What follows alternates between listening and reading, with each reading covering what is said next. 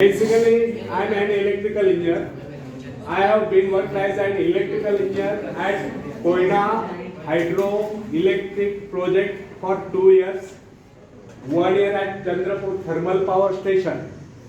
Then after I joined the Government Technical College and worked as a lecturer for 13 years. Parallelly, I appeared to the exams of the Institution of Engineers and get the degree of AMRE, means Associated Member of the Institution of Engineers. And on that base, I faced to MPSC and get selected as a principal and worked as a principal to various government ITIs in Maharashtra for 22 years. And after prolonged service of 38 years, I retired in August 2019.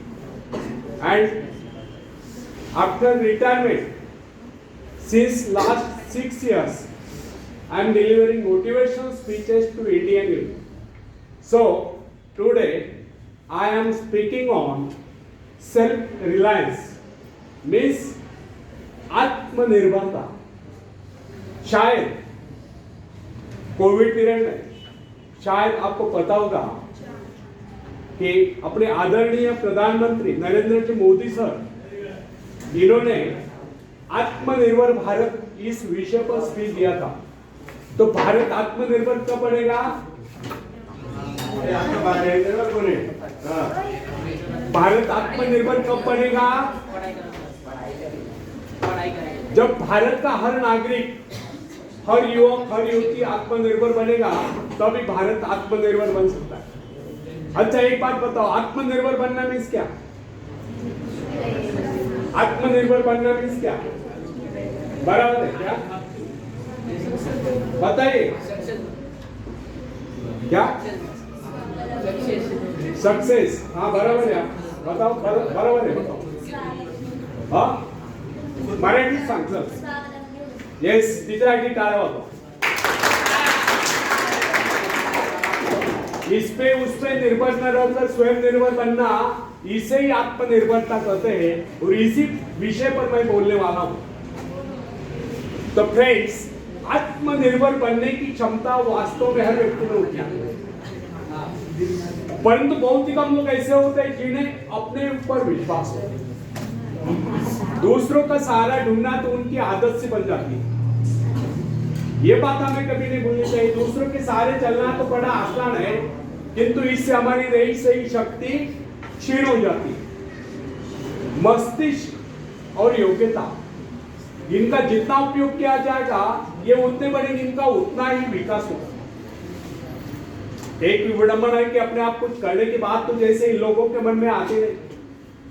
कुछ लोग अपने आप एक ही काम करते रहते हैं और वह अपने बदनसीबियों का रोना रोना या दूसरों के आश्रय कर उनके गुणगान करना.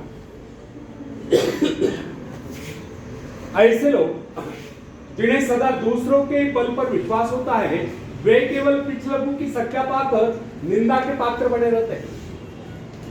ऐसे लोग अपनी आंतरिक शक्तियों का भी लाभ नहीं उठा पाते. फ्रेंड्स, यह न समझना, आप यदि जन्मजात नेता नहीं है तो ऐसे ही रहोगे. जन्मजात कौन क्या होता है? कोई महान नहीं होता, कोई वैज्ञानिक नहीं होता है, बल्कि एक अबोध बालक जन्म के बाद अपने में ऐसी शक्ति पैदा करता है जिसके सहारे वो अपने व्यक्तित्व की एक अलग पहचान बना लेता है. इतिहास में ऐसे बहुत से लोग हुए जिनमें नेतृत्व करने की योग्यता नहीं थी, फिर भी वे अपने प्रयत्नों से, अपने परिश्रम से अपनी योग्यताओं का विकास करके महान नेता बने. नेता वही होता है जो किसी पर निर्भर न हो, जिसमें नेतृत्व करने की क्षमता हो, जो दूसरों के विचारों का सहारा लेना आवश्यक न समझता हो, उसमें स्वयं सोचने और अपने कार्यक्रमों को स्वयं निर्धारित या कार्यान्वित करने की क्षमता होती है. लोगों की संख्या बढ़ाकर भीड़ के बीच में चलना तो कोई बड़ी बात नहीं. बड़ी बात तो यह है कि लोगों के दिलों में अपना स्थान माना जाए, चाहे लोगों की संख्या कितनी कम क्यों न हो.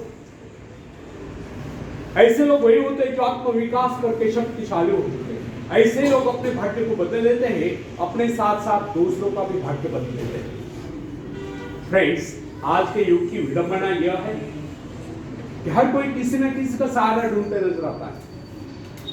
किसी को अपने धर्म का सहारा लेना पड़ता है तो किसी को अपने मित्र का, कुछ तो अपने वंश पर ही खुले नहीं समाते।